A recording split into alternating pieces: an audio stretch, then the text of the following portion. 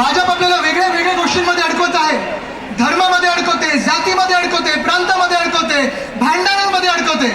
एका बाजूला जग हे आर्टिफिशियल इंटेलिजन्स बद्दल बोलत आहे, एका बाजूला जग हे सायन्स बद्दल बोलत आहे, एका बाजूला जग हे नॉलेज बेस्ड इकॉनॉमी बद्दल बोलत आहे. आणि आपण अजून अडकलेलो आहोत. ते आपण डिबेट करत आहोत 50 वर्षापूर्वी, 100 वर्षापूर्वी कोण महान होतं. भाजपकडून चर्चा काय होते? भाजपचं मुख्य आंदोलन काय असतं की पहिले पंतप्रधान हे नेहरू झाले पाहिजे होते, सरदार पटेल झाले पाहिजे होते, मग गांधी बरे होते की सावरकर बरे होते की नेहरू बरे होते. ह्या सगळ्याच डिबेटमध्ये भाजपने आपल्याला अडकवलेलं आहे. भविष्यासाठी आपण भांडत आहोत, भाजप आपल्याला भूतकाळावरनं भांडत ठेवत आहे. तुम्ही ठरवायचं तुम्ही कोणासाठी भांडणार आहात. The BJP is keeping us busy with the past. We want to fight over the future. We want to fight for our future. एक महत्वाचं स्टॅटिस्टिक तुम्हाला देतो, जास्ती मी वेळ घेणार नाही. तुम्ही न्यूजपेपर्स उघडले, वृत्तपत्र उघडली तर प्रत्येक दिवशी बातमी असते की किती लोकांना रिट्रेंचमेंट होते, किती लोकांना जॉब्सवरनं काढलं जात आहे.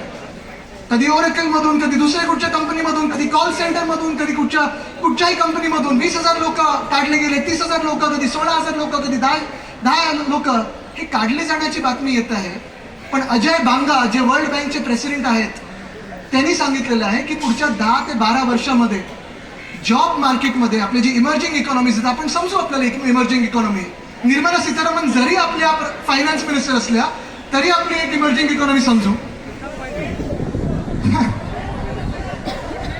फेल्ड गव्हर्नमेंट, फेल्ड मिनिस्टर तर ओनली वन थिंग आहे. पण एक तुम्हाला सांगतो, पुढच्या 10 वर्षामध्ये 120 कोटी लोक, आपण सगळे तरुण वर्ग हे वर्किंग एज मध्ये येणार आहोत. 120 कोटी, 120 कोटी. आणि मग जॉब ऑपॉर्च्युनिटीज जगामध्ये, पूर्ण जगामध्ये, नुसतं भारतामध्ये नाही, सांगतात की फक्त 40 कोटी निर्माण होणार आहेत. 80 कोटी लोक जाणार कुठे? फ्री राशन खाणार किती दिवस?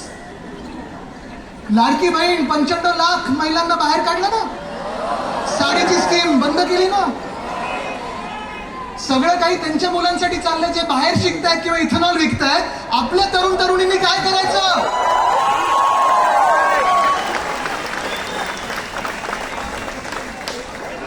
आणि म्हणून आज मी तुम्हाला सांगत आहे की आज जी चीड व्यक्त झालेली आहे, आज जे आपण जागृत झालेलो आहोत, आता शांत बसायचं नाही.